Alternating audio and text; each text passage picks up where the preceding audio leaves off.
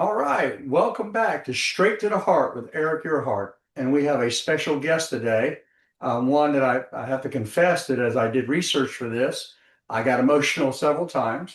And I'm just so thankful that we have Michelle Black today, the wife of Staff Sergeant Bryan Black, part of ODA 3212 and the Tongo Tongo Ambush, quite famous for many different reasons, but Michelle's book is an amazing journey of a wife and a mom through the grief, the process, the truth finding. Anyway, we'll let Michelle tell her story today.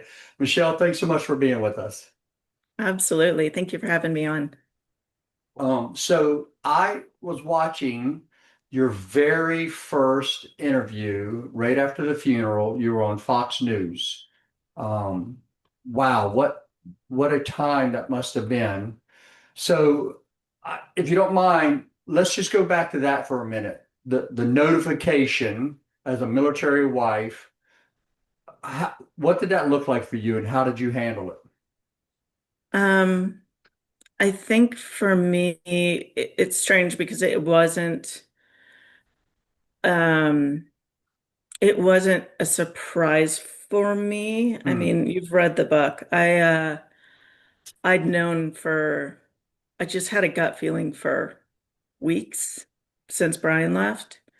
So I had been looking out my front window, expecting to see military uniforms crossing my lawn towards, expecting someone to be coming to my house since he'd left. And I'd never had that feeling. I'd never been concerned when he was deployed, but for some reason, it's like I just had a gut instinct or a premonition that something was off. And that day I remember crossing my bedroom, just, doing the chores throughout the day and just it was like I was surrounded by the presence of God and I just was like, okay, that's not a good thing.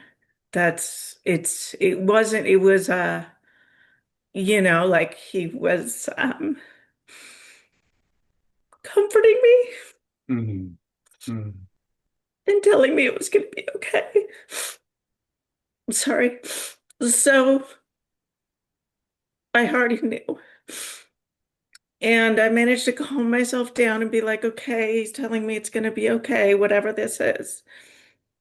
And I'd been avoiding talking to my mother-in-law all week, and she called me and said, hey, it's about 8 o'clock at night. I just put my kids to bed. And she said, did you see the news flash that there'd been an attack along the Mali-Niger border?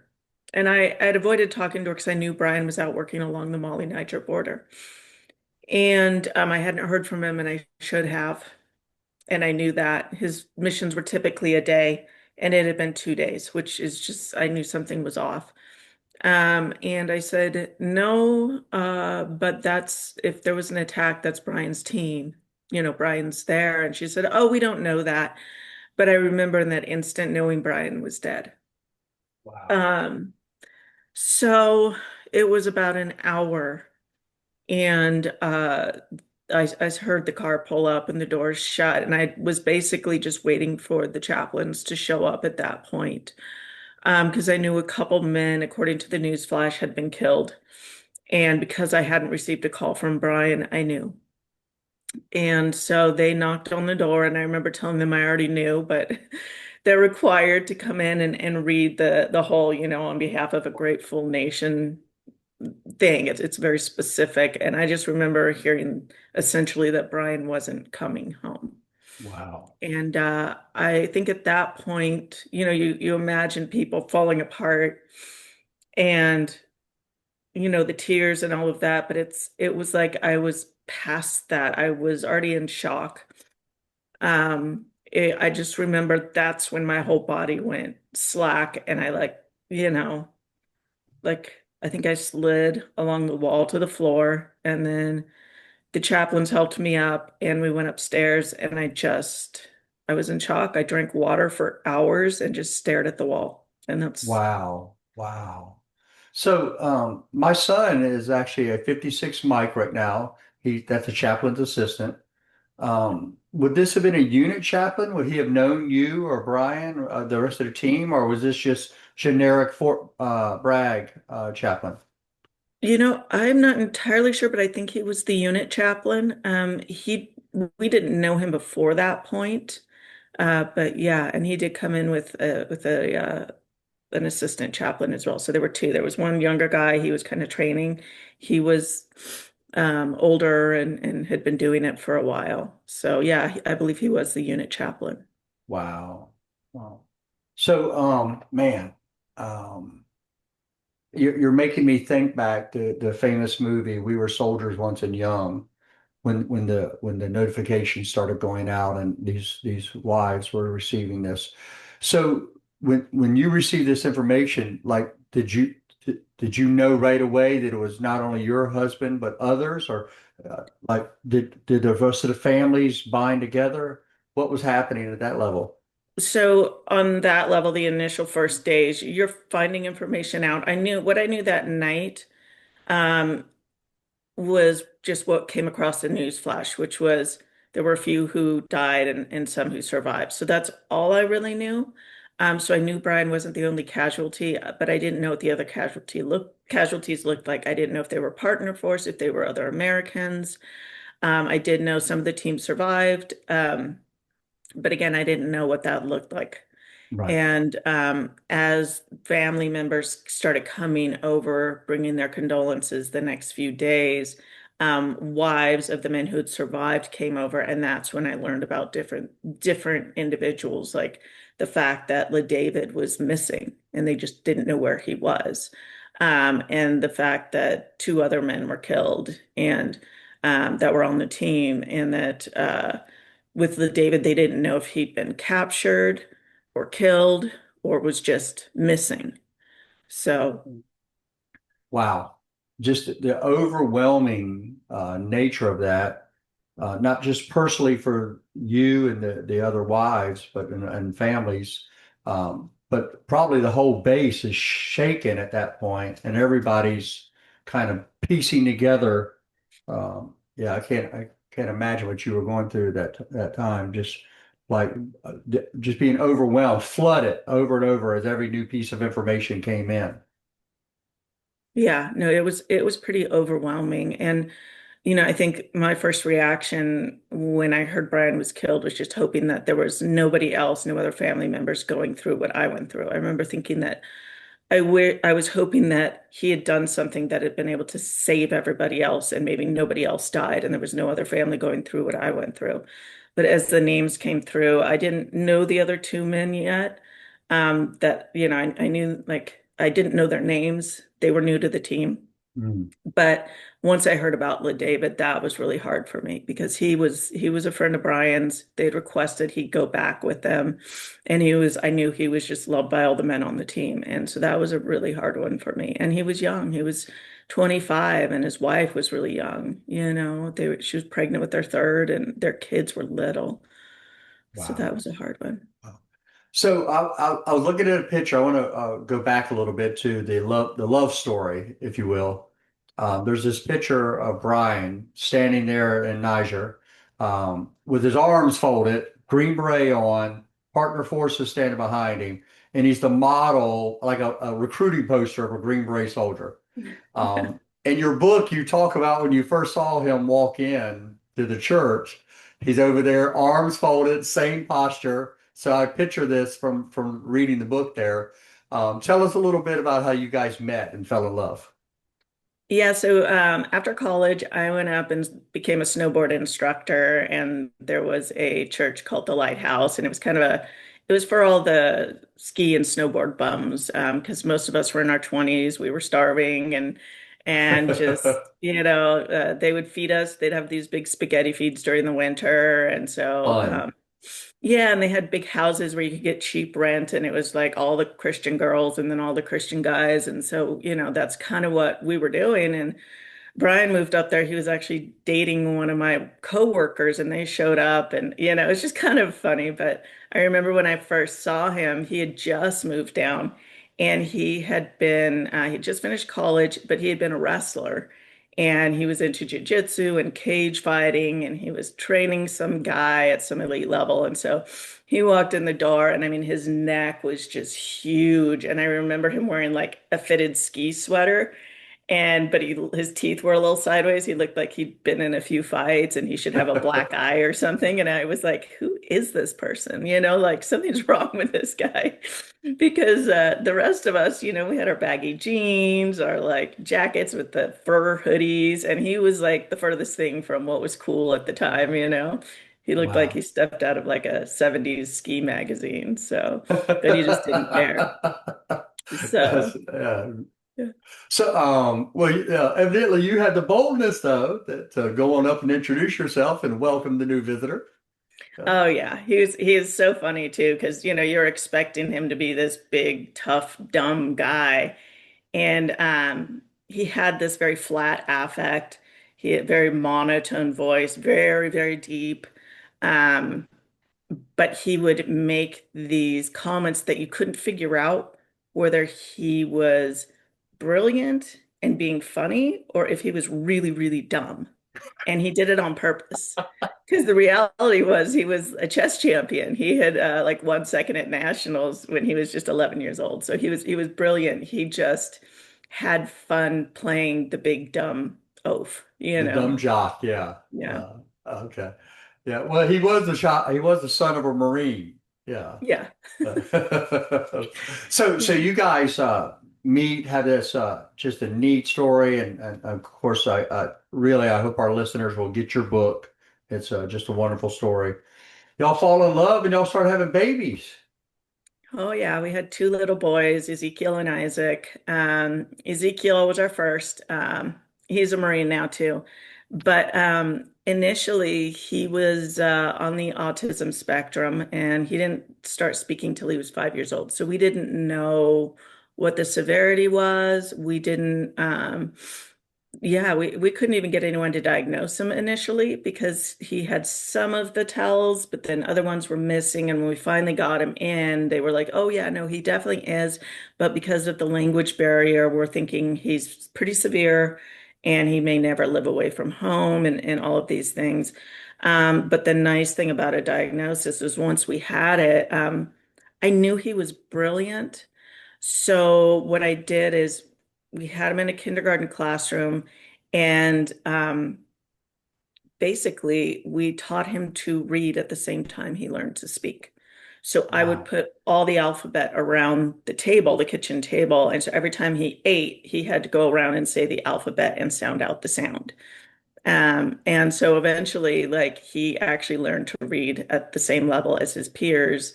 And Brian would do math with him. And within a year, the diagnosing doctor said, yeah, sorry, I was completely wrong. You proved me wrong. He is going to be just fine. And hopefully, with enough therapy and everything, he'll be a fully functioning adult one day.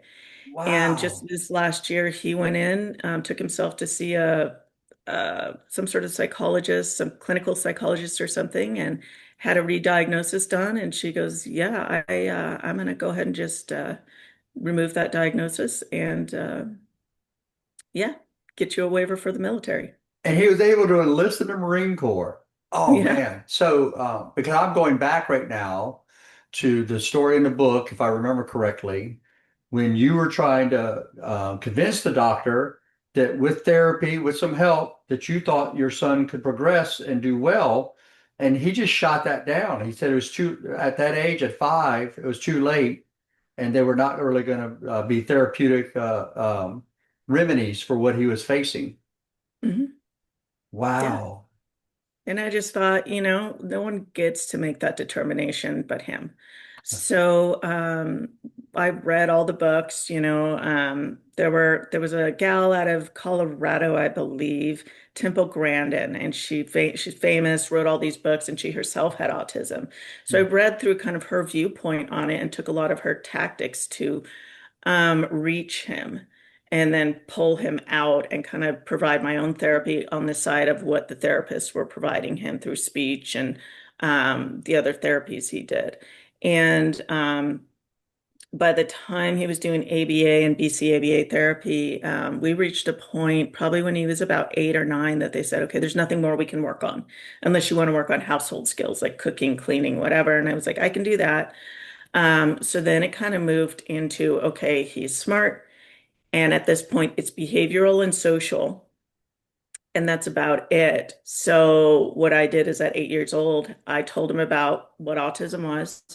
And essentially just told him he had to decide what he wanted. Did he want to be like all the regular kids and be in their classrooms and live a normal life, or did he want to be an autistic kid and be in an autistic classroom and be, be out of control? Like that was up to him. And he said, no, I want to be a normal kid. And I said, okay. So every night I would tell him stories at bedtime of, okay, this is the autistic kid and this is the regular kid and this is what the autistic kid chose. And he loved those stories because he thought they were hilarious because they were always poorly behaved kids like he was. Kind of like, the David books. I don't know if you've heard of those where it's always, no, David, don't do that. But he loved that. And then I was like, but a normal kid, and this is what the normal kid did and chose. And through story, really, he kind of learned what he wanted to be, and he was given the ball to choose what he wanted to be and become. Wow. Wow. Yeah. And now, when the diagnosis came, I love Brian's response. Very matter of fact, we already knew this, but now we have a diagnosis. Let's start working on it. Like, just that kind of can-do mentality that you two obviously shared together. And obviously for Zeke, it worked out well Yeah. because look at where he is now. That is amazing. Yeah, that Yeah. is And I amazing. think, a lot of people, especially autism, because it's so new and not very studied. There's a whole range of kids that are capable of a whole range of things. And our job as parents is to push them to their greatest capability. But a lot of times when we get that diagnosis, we give up and we do what the doctors tell us and we believe what they tell us to believe. But we're the experts on our kids. So we're the only ones who can really make that determination of what they can achieve. Uh, Amen, Mom. That's yeah. That's you're singing the song of my wife and I and our parenting philosophy. Yeah, I really appreciate that. All right, so you got the notification, and in the story, the outpouring of response of the community right afterwards when the tell the story of Brian's body came back to RDU. You're taking it back to Fayetteville, and as you come into town, the town streets. Well, just tell the story about returning his body. What an amazing, just outpouring. It was pretty unreal. I mean, even just starting at the airport in RDU, that's an hour drive away from Fayetteville. And so we're in Raleigh, and it was like the message had gone out on every message board, every social media page that that was the day, that was the time. And so every single overpass, those even people were pulling over on the freeway and honking, and there were people everywhere. And when we pulled into town, there's this street called Ramsey, and it goes for about, I'd say 5, 10 miles down to the funeral home, and it was lined solid with people just screaming, holding signs up, cheering for us. It was raining out. Everyone was out there in the rain. It was pretty unreal. So Wow. that was something I didn't know people do, and it meant the world to us, to know that that many people cared enough to take time out of their day and, honor that sacrifice. Yeah, you're the way you worded it in the book. I just it's so perfect in the way you encapsulated it with that it didn't matter what religion these soldiers were. It didn't matter what their skin color was. It didn't matter what party they were affiliated with. That these were American soldiers, and they're Americans. Their community came out to grieve with you, which is perfectly put. I really appreciated that. Wow. Yeah, and I think that's something that in today's politics, how charged everything is, we've lost sight of the fact that when you're talking about soldiers, I mean, that's what they are. When I worked with Brian's team, they were Democrat, they were progressive, they were Republican, they were conservative, far right, far left, you name it, they were there. And they didn't care because in the end, these were their brothers who died. And for me, that it became I became very aware that I needed to consider everybody when I write or when I speak on behalf of this group, because in the end, we're all American and that's all that matters. And these guys are all giving up their lives for that, that American dream and to support the freedom that we have here, you know. Yeah, absolutely. And you did an amazing job of encapsulating that. I appreciate it that in your grief and your own personal struggle, you were able to see. A lot of times people get tunnel vision in that kind of grief, but your ability to see was really just precious, and I appreciated that. So with that though, that whole grieving initial period, there came some early controversy with some phone calls from the president, but yours made me actually, I got teary-eyed when you started talking about Zeke's response to the president calling. Tell us a little bit about when President Trump called your family. Oh gosh, my boys were so excited. They were like, it was like silly, it's yes, Mr. President, and absolutely, Mr. President. And, Zeke couldn't wait to talk to him. I actually have the video somewhere on one of my social media posts, but I'll never forget, Trump told them, how brave their dad was and how, they had great genes and how they were going to be successful and how it was now their job to take care of their mom. And that was something that actually stuck with my kids forever was that it was now their job to take care of their mom. And they'll still repeat that to this day. Well, President Trump told us we have to take care of you. And so that's what we're going to do. And they really took that to heart. My older son or younger son wants to possibly be a doctor. So he always, repeats that, well, I have to take care of you because that's what Trump told me I need to do. And so yeah, no, it was really sweet of him to take the time to talk to us, because really that made it a little bit better for a day. Yeah, yeah, yeah. And you stayed in Trump Hotel. We did. Oh yeah. That was kind of the big thing. So like when someone dies, everybody will tell you, oh, if there's ever anything I can do. And everybody means it.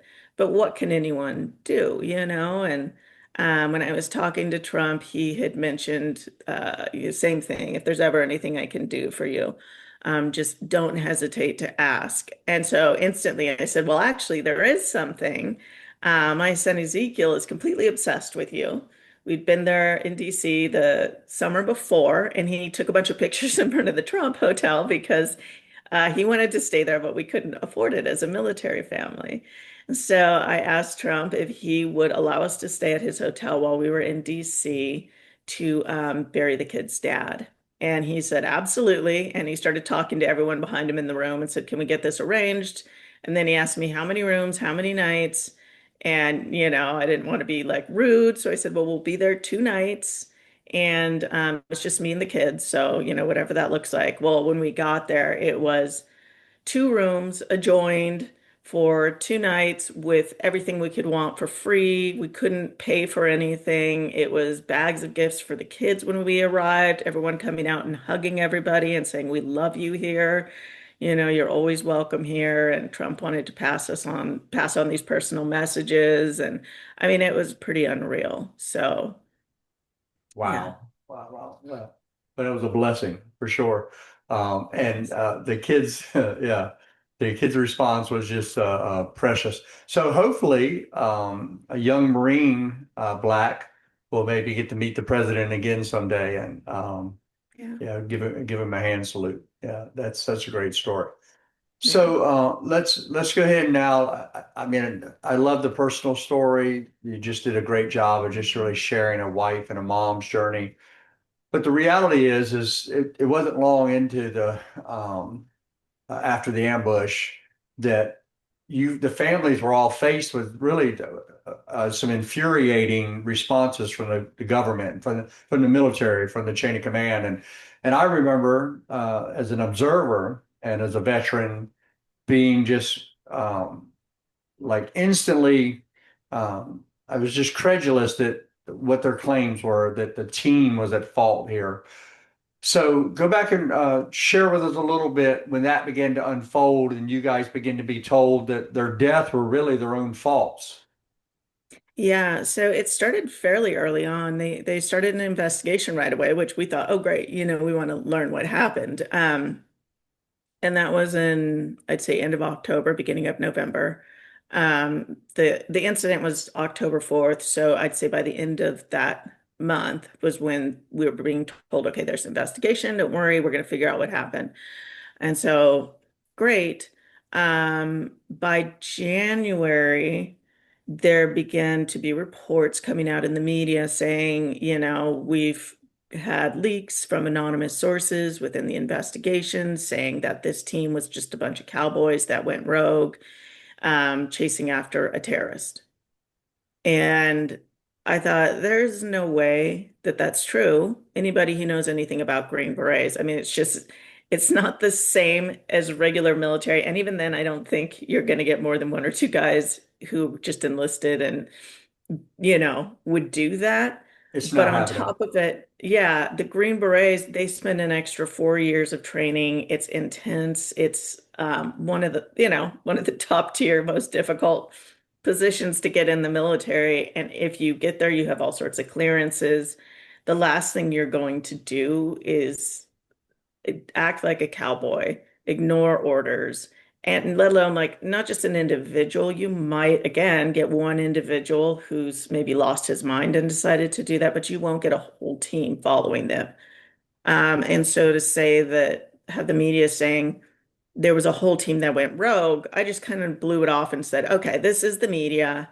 They don't know how the world works when it comes to Green Beret teams and the military. So they're hearing something and not recognizing for what it is, which is just false information. So who knows Right. who their source is, but it's obviously a bad source. And so I just kind of blew it off. And so then, and we had a bunch of things happen, from um, head cam footage, and there was a lot coming out all at once that was just miserable. And um, then we got into April, and it's okay, we're finally going to be briefed, and we sit down to be briefed. And I've written a whole list of questions. I've worked with my father-in-law because my father-in-law was a military Marine officer for years. And so he'd run investigations. So we went over a list of questions and kind of knew what we were going to ask going in and what we wanted answers to. And as we got in there, even though they told us in our brief, hey, you can ask questions, we'll rewind it, we'll answer your questions, whatever. What it turned into was more of a um, well, it'll make more sense down the road, down the line, like, essentially blaming the guys still, not answering my questions, treating my questions like they were a joke. And they were very specific questions. And then it was like, oh, well, you don't need to know that, and that's none of your business type of answers. Um, so I learned pretty quickly that while it was our brief, it wasn't. It was the brief they wanted us to have with the information they wanted us to give and nothing more. We could ask all the questions we wanted, but basically they had a lawyer who would step in if they felt like it went the wrong direction. And so when I asked some pertinent questions, he would stand up and shoot me down. And same with my father-in-law. And so that's when I realized, okay, there's something weird going on. And I was pretty upset. We walked out of our brief feeling like we hadn't learned anything. We might as well have just kept watching the media reports. And then there was a media briefing by AFRICOM after the families were briefed. Right. And in that, the commander of AFRICOM, which is Africa Command, it's a four-star command, and there who basically the investigation was run under and where the incident occurred. Basically the commander of all of AFRICOM stated that while all teams on the continent were performing optimally, my husband's team was not indicative of what special operators do.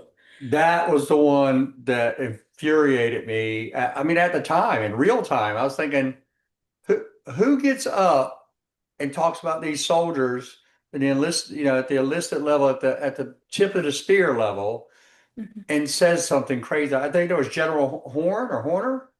Yeah, General Waldhauser.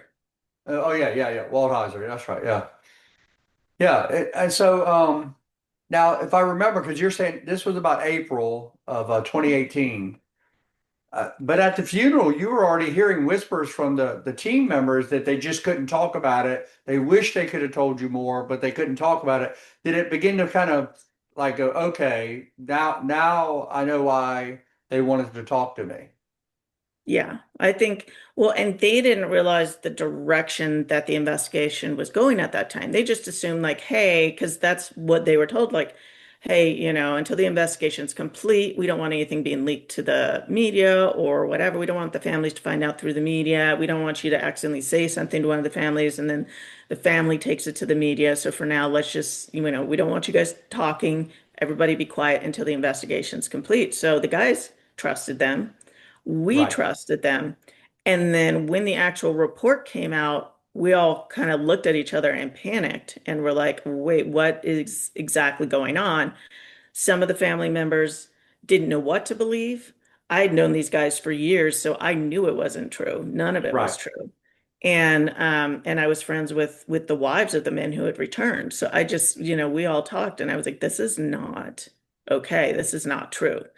And so the minute that happened, I reached out to the guys, and they already were looking at being re-interviewed, which if they had re-interviewed and made even one statement that didn't fall in line with their initial interviews, then the military could have moved forward with Article 15 sixes Yep. and done full trials on them.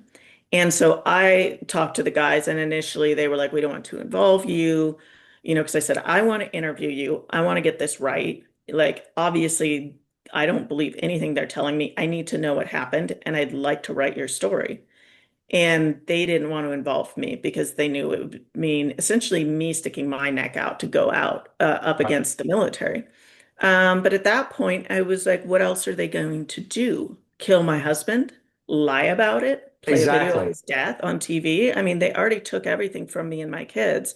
So at that point, there wasn't anything else they could do. They could sue the widow, but good luck with the media on that, So that would probably end up winning me more money because then I'd just take them to court.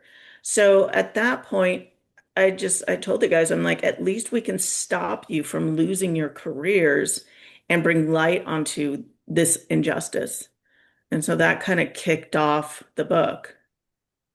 So let me back up a minute because I learned something I didn't realize when I read the book. Uh, from I had watched this documentary. I had just kind of watched it in real time as it was unfolding. But your husband and his team, ODA 3212, they had done a Niger tour the previous year, 2016. Yes. They were in a So different section of Niger, but yes. the different section, but so the point of the question, the reason I'm asking that is because as you well know, AFRICOM said that Captain Perazini, that this team was, they were untested, they were not well trained. Like they put out this whole narrative, and I thought, wait a minute, this team they had already deployed before. They at least knew the country, if not the Yeah. exact terrain they were operating in. Like, yeah, to go down to that level and accuse them. So remind the our viewers here. So the four men were killed in the ambush. How many Mhm. Americans were present that day in the battle? So there were 11 Americans, Okay, and out of the 11, four killed. How many others were wounded?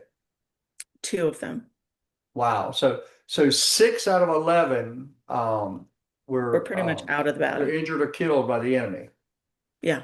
Yeah, so that was a significant engagement. Um, And you figure and that's an 11-man team. Usually they're 12-man teams. They were missing one. But they were up against a couple hundred insurgents. that was, yeah, yeah. Initially the army said about 50, but I think it was it French television that went back to the villages and interviewed the actual villagers, and Mhm. the villagers said no, about 200 of the insurgents actually were engaged in that firefight in that battle. Yeah, but that doesn't suit the narrative of what the military was trying to prove, which was that this was just an incompetent team. The Right. reality was, yeah, Brian's team had been there in Maradi, Niger the year before. They were trying to say that this team was untested and untrained. And while Captain Perazini was new to the team as the leader, that happens all the time. And there were a couple of new people on the team, but most of the people on that team not only had they been on that team the year before, but they had years of experience. For instance, one of the men injured, he had been in the 75th Ranger Regiment for years, and I think he had 8 deployments under his belt. And then he Wow. had joined, then he'd gone through the whole 3-year process of becoming a Green Beret, which is insane when you say a Green Beret is not trained. That Green Berets are some of the most highly trained operators in the country.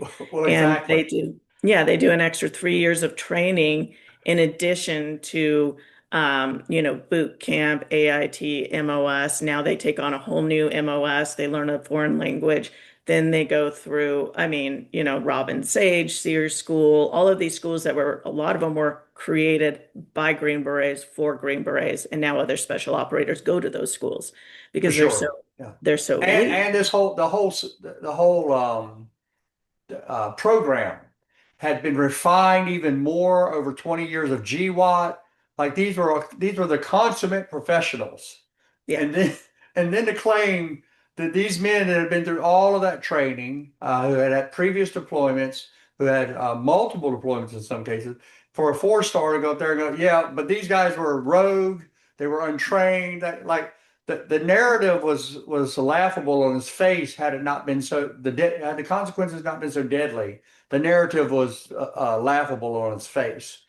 Well, So and that's where the media became very useful, right? Because the media doesn't know any of this. They right, don't know how these guys train. And being a spouse, I'm like, I see Brian 3 months a year if I'm lucky, because he goes on his right, deployment, he comes home and they retrain again. And those training sessions are all spit out by all the upper level guys who are now saying this team is not properly trained, but they come up with the training, they sign off on the training and say, yes, they're now prepared for their deployment and all the operations they're going to be doing on that deployment in theater. And so, if they've just done all this pre-deployment training so they can operate at the highest level in theater, and now the same guy who ordered them on a mission is going to get in trouble for it, and he approved all that training, why is he now saying they were poorly trained? And how does he have the authority without getting in any sort of trouble to say that, hey, they're just poorly trained? yeah. So now there's two individuals. The after I must say first, I'm going to preface what I'm about to say with that Captain Perazini did originally get a letter of reprimand. Congress had that rescinded, and Mhm. there was some pushback against this, but they did end up reprimanding the I think a major, a lieutenant colonel, and a colonel at the next three echelons of command over Perazini. What what ended up being the fallout of that whole ambush? So, yeah, I think the one that bothered me the most was uh, Alan Van San, Major Alan Van San, because he was supposed to be at the advanced operating base, running communications to the guys on the ground and kind of commanding that whole thing. And he had just stepped into that role before they deployed.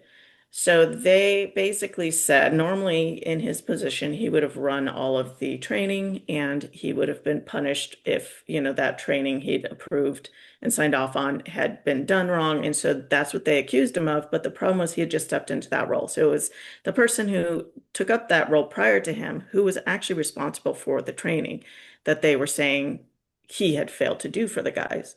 But the person who had done the training, signed off on it, was not punished. And to top it off, Major Van San, during the ambush, was not commanding the base because he was on paternity leave in the United States. There was somebody else who was temporarily running communications and operations at that base.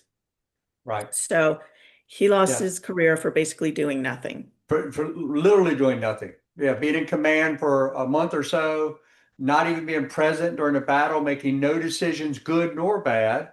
Yeah, so he was truly a tragic figure in that. And what's so crazy is about it that he could have only been on maternity leave if the next echelon had approved it. You like the whole idea for our civilian watchers right now. You guys need to know soldiers can't really go rogue without the next level of command knowing it. And I don't care if you're a rifleman and you have a fire team leader, because I've got someone in charge of me, three men under him, or it's a squad leader over the two fire team, and on and on and on. At every level, you're not going rogue in the military without the approval of someone over you. It's a great system. It's worked for hundreds of years. But it really, the way the media portrayed it, the way the upper command tried to portray this was absolutely ridiculous. The reality is, I think, Michelle, and my just a kind of a 30,000 foot view now looking back, the reality is, it was simply a mission gone wrong. Captain Perazini, asked them not to do it. The soldiers fought well, they fought hard. We took some losses. And instead of just coming clean, and everybody would have said, hey, these guys are heroes, there's this tendency, this knee-jerk reaction to start blaming people and covering things up. And once that starts, it's almost impossible to unravel that. Yeah, and I think that's the biggest issue I still have to this day is that they chose I I think it was the hardest route. I guess it looked like the easiest for them because there were several officers who then would have the onus of that mission and you know what I mean, the responsibility to say, hey, this was my mission, I'm sorry, and potentially risk not advancing in their career, right?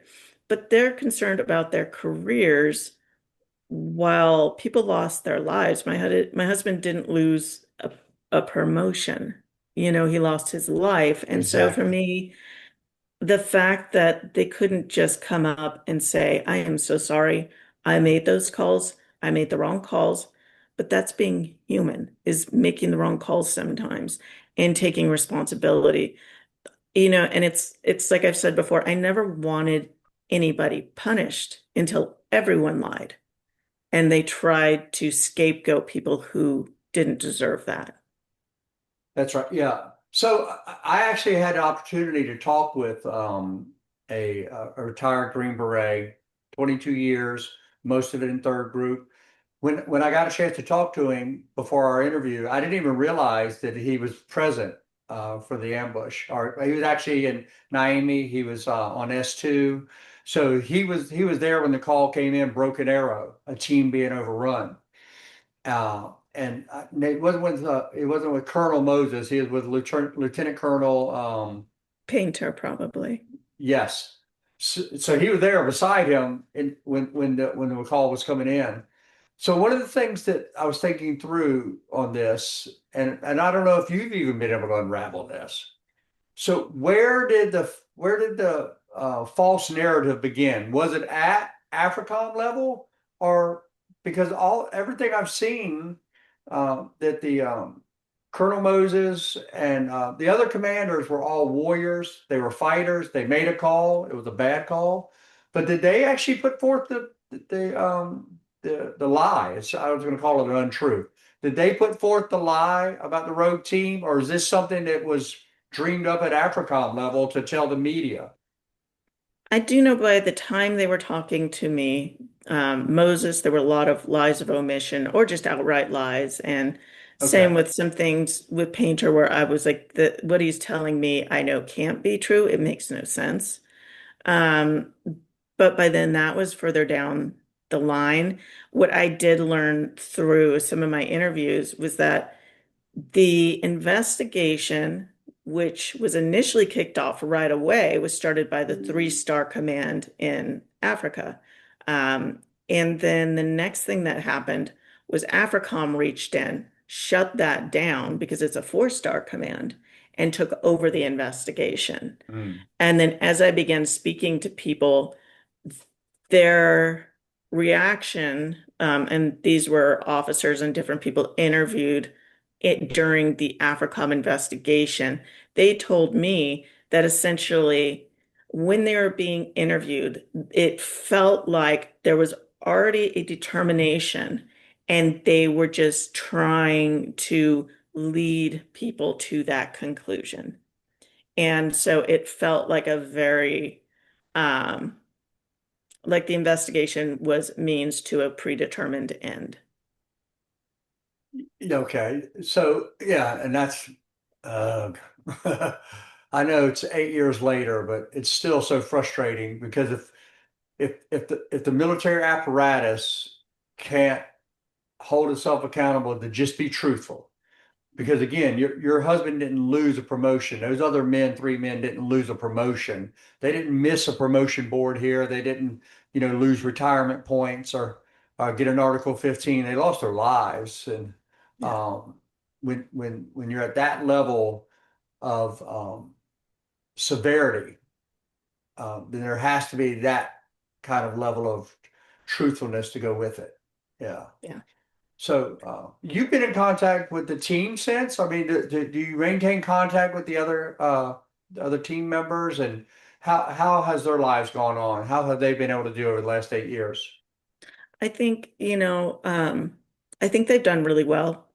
It's taken a long time. I think it does when something like this happens because there's a lot of emotion, there's a lot of pain, and soldiers are treated like they're not allowed to have big feelings and grieve, and you know what I mean? They're expected to come home, apologize to the families, um, and not be going through like kind of shove down their feelings. And I don't think that's healthy. And um, so, yeah, I think it takes a little longer. If you figure for the family members to get through that level of loss and just be able to cope, we're talking 5, 10, 15 years. You're not getting over anything, but you're learning how to live this new normal. And you're talking about men who spent 9 months a year with my husband for years on end, living in connexes in the desert. They truly are like brothers. And then to have this violent, traumatic firefight where everyone nearly dies, they get shot, and then they see their friends die, and they have to remove the bodies from the battlefield and cover them, and then come home and act like nothing happened and apologize to us. That's a lot for them to work through. So, anyway, now in the aftermath, I was actually talking to a couple of them yesterday. It's, I was commenting to one of my fiance actually, and I was telling him that it was so nice because everybody just sounds so healthy, and so everything's getting to a point where our conversations are positive and there's not a lot of this tension and grief and butting of heads because we're all just grieving. Thank Um, God. Yeah, thank God. yeah, and Yeah. and and there's happiness in their voices, and they sound relieved and relaxed. It's so nice. Yeah. And yeah, my heart often goes out to, and I don't know the man at all, but to Captain Parazzini. Just knowing as a husband, a father, as a community leader, church leader, as a former soldier, um, the weight of responsibility. So, if even without false accusations, even without a twisted perspective from the higher command, that man would have dealt with survivor's guilt. He would have dealt with the weight of his own decisions and responsibility of taking those soldiers into that ambush that day, second guessing every decision after the first bullet cracked. Yeah. I just, man, my heart just goes out for that, for Captain Parazzini and what he's probably had to endure, and imagine like the difficulty of facing you and the other families, and yeah, my heart just goes out to him. Yeah. And I think there's a few of them that have been especially, well, all of them especially have been affected by that survivor's guilt. And that's why right from the beginning I told them they weren't allowed to apologize to me. And also, they weren't allowed to take away from a heroic choice my husband made, right? And I wasn't going Amen. to allow that heroism of Brian's to be diminished by them saying, well, I shouldn't have survived. So I started telling them, no, that's not true because you would have given your life to make sure they made it home. So don't take that away from him because he gave his life to make sure you made it home. So now you don't get to go down that path with me where you say, I'm sorry, I should have been the one to die. Now Wow. I just want to die. I kept telling him what I want to hear you say is, thank you for allowing Brian to bring me home. Thank you I'm so grateful for what Brian did so I can be here for my family and my kids. Because Yeah. that makes it worth it to know, Yeah. okay, Brian died, but he successfully saved these people with his life. That's right. That makes That's me right. feel better.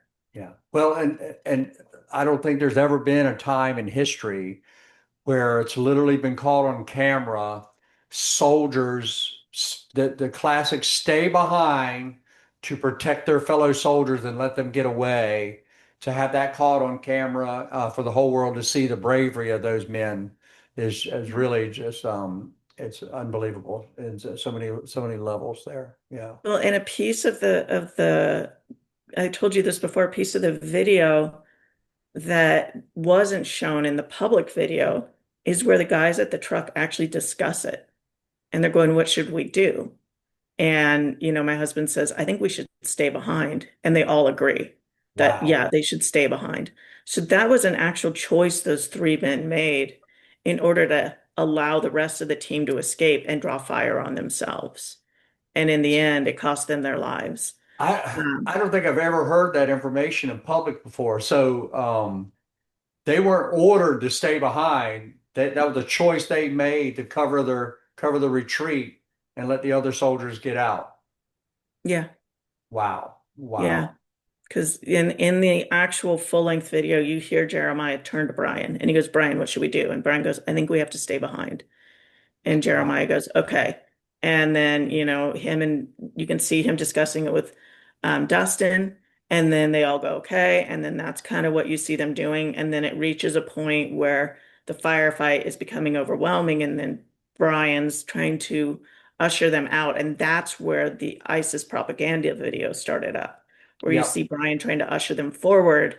And then Jeremiah falls to the ground. Brian runs back to try and save him. Brian gets hit and Jeremiah jumps up and then runs out and grabs Brian, and then they become completely overrun because now they can't move the car, they can't get out of there. Yeah.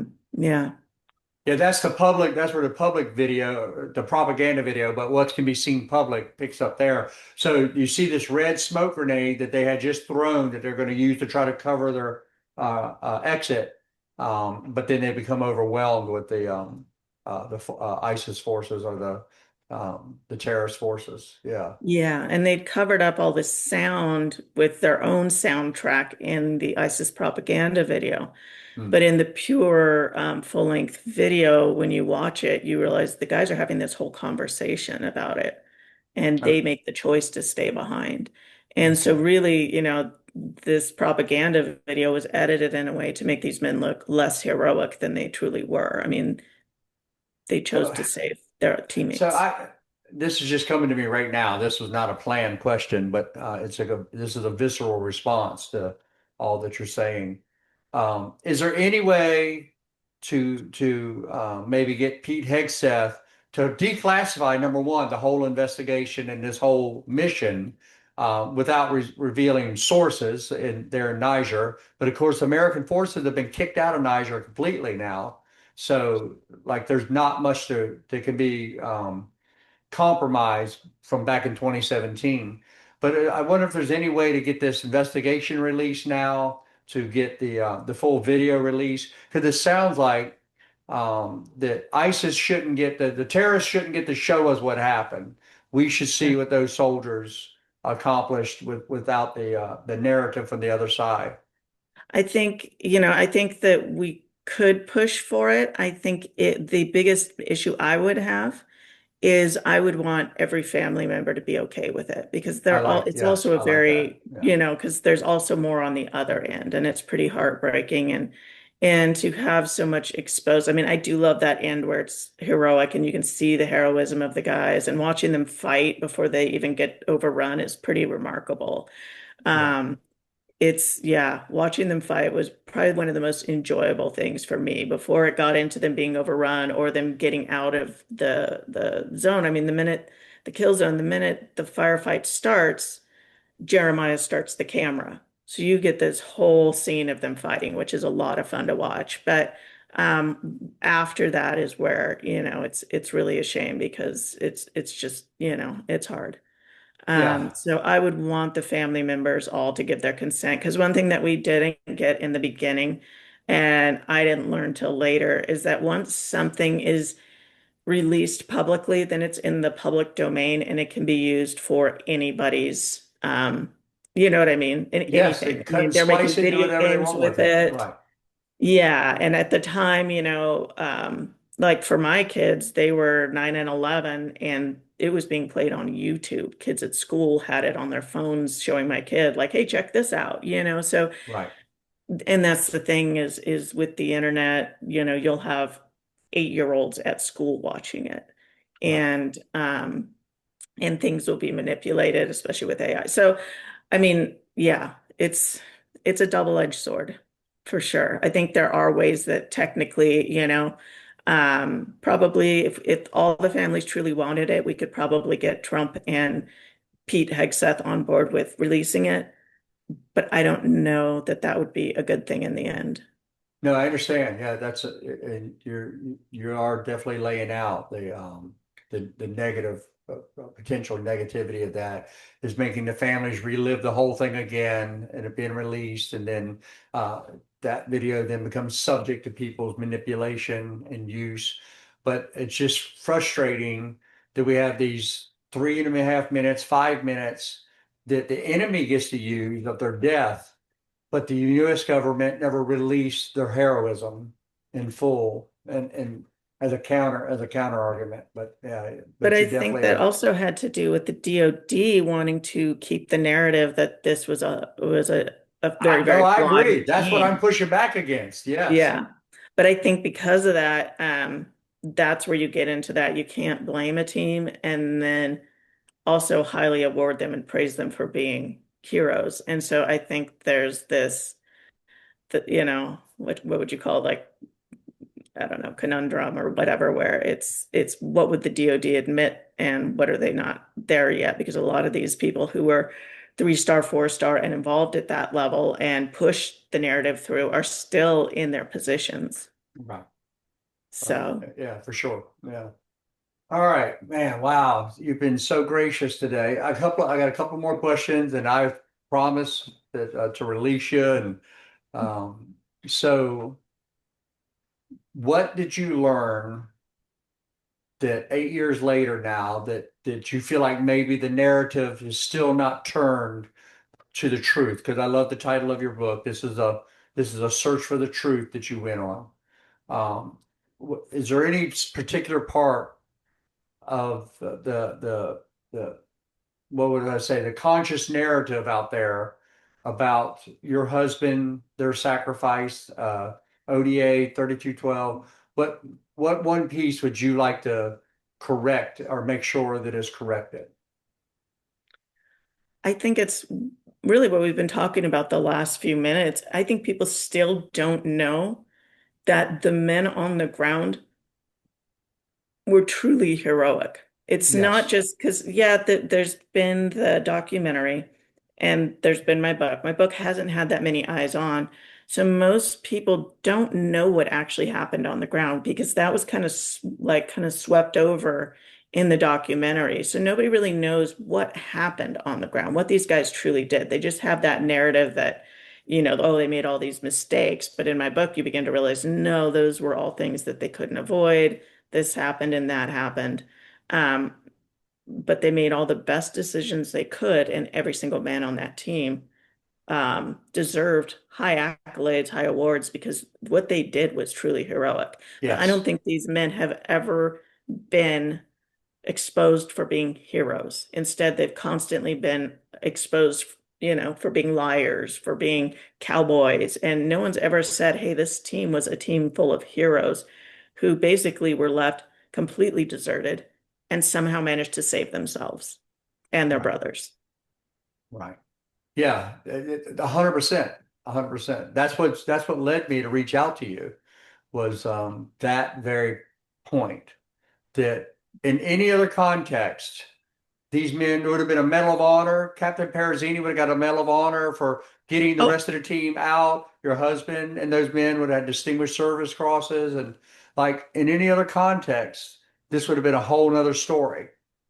yeah. But because of that cloud that was put over by the command, AFRICOM, that there's always this kind of yeah, narrative that something wasn't right. And the only thing that wasn't right was the story that was told, because these men did right and they fought hard and they went down as soldiers, as professionals, protecting their brothers. Hmm. So, Sorry, my dog. I've got FedEx here. He's freaking out. I don't know if you can hear, but all right. So one last question, and this is going okay. to be a little lighter, maybe a little more emotional. Um, how has this journey faith shaped your faith? How did because it had to be a terrible time of questioning God and questioning why me and why my family. What did that look like for you? Can we pause for a minute until this guy pulls away? My dog is losing his mind. Sure. Yeah. Okay, I just need like 5 minutes. So I apologize. No worries. Yeah. Like of all the hours of the day he could stop by. Yeah. Thankfully, Um, it's not really coming through on your oh, it's microphone. not? No. No. Okay, that's great. Okay, then I'll just start answering. Yeah. But I think what it did, um, and I'm just going to be entirely honest, is I learned that y- I think I had always been very, very close with the church and very involved in every church.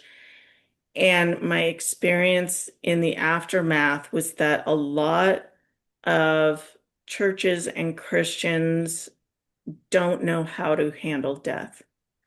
Hmm. And what I learned was that my faith had to be based more in my relationship with Christ and what I knew to be true with Him. Because if I was relying on people, in the church to help me or even just be there for me, they were good for a day. But once they were like, okay, Brian's dead, I was supposed to get over it. But that's just humanity.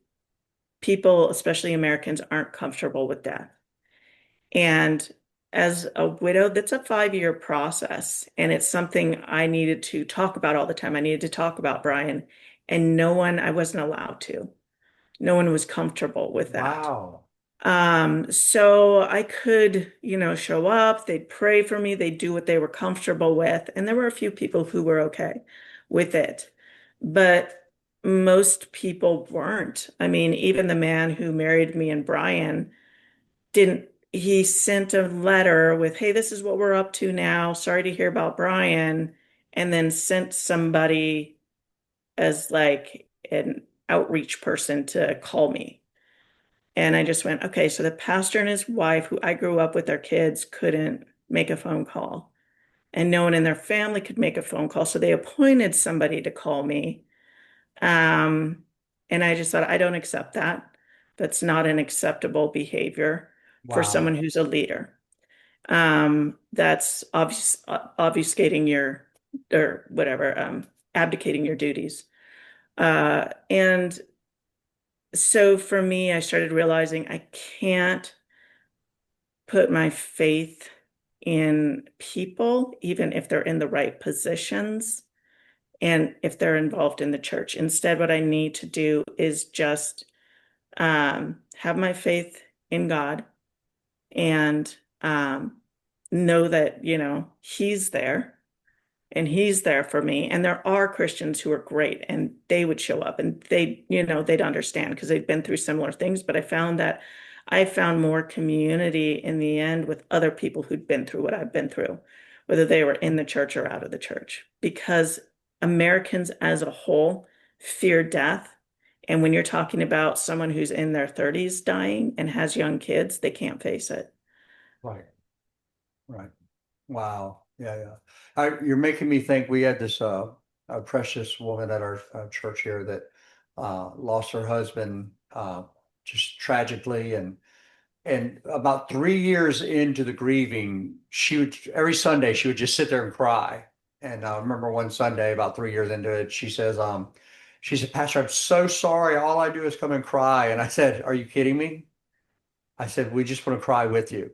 And when you're ready to stop crying, we'll stop crying with you. There's no time limit on this. And Yeah. yeah, you're making me just remember that. Yeah. Wow. Yeah. And I think Um, that's something that a lot of people don't know. And because they don't know it, they just, instead of trying to learn it, they just avoid it. yeah. Yeah, yeah. Yeah. Well, we're sold this bill of goods that life always has to be good, Yeah. and that you're not allowed to have tragedy, you're not allowed to have grief, you're not allowed to have sorrow. And then of course, social media. Then you not only do you have to lie about those things or try to suppress them, but then you've got to put on this kind of fake front. And the reality is Jesus Christ was a man acquainted with sorrows, and he feels our infirmities and sits at the right hand of the Father interceding for us. And yeah, that's so integral to our faith and who we are. But you're right. So many people are just not comfortable with that side of life and loss. Yeah. Sorry you Yeah. had to experience that. Oh, that's okay. And it wasn't everyone. It just was what I learned was it's kind of the majority. So I just went, Yeah. well, Well, yeah. you know, Yeah. And the lesson you learned though, putting your faith in Christ alone, that God is our source. And I look, as someone who stands in a pulpit every week, I have to say to people, please do not put your trust in me, because I'm a husband, I'm a father, I make mistakes all the time. Ask my kids, ask my wife.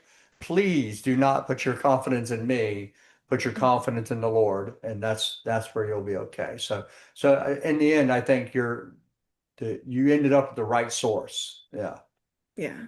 Well, and in the end too, you have to come to that realization that no one can be there for you 24/7. That's who Brian was, and Brian was gone. So yeah, for me, from then on out, it was relearning how to make it between me and when it got quiet, me and God, because 24/7, it's yeah. just me now. And you don't realize that sometimes your spouse steps into that 24/7 role, and that's what they're supposed to do. But then, you get caught up with everything in the church, and it's almost like if you're not careful, God takes that back seat. And then when your spouse is gone, you're going, nobody cares. There's Right. no one here, and I'm going through a lot, and it's 1 a.m., 2 a.m., or whatever. And so the next day you talk to someone and they don't respond right, and you're just going, there's no one here. And so you have to rebuild that whole relationship with God that you had before your spouse came into your life, you know. Yeah, well put. Exactly. Yeah, yeah, yeah.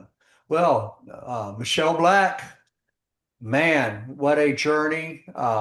Mom, wife, hero in her own right, telling the story of not just her husband, Staff Sergeant Bryan Black, but the other men as well. Um, Thank you so much for being with us today. We just really appreciate you.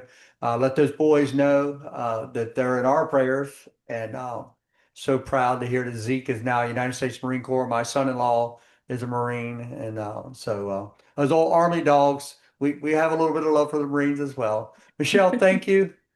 Yeah, Thank you so much for having me. This has been fun. yeah. God bless you. Thank you. You too. All right, Mike, you good? Yeah.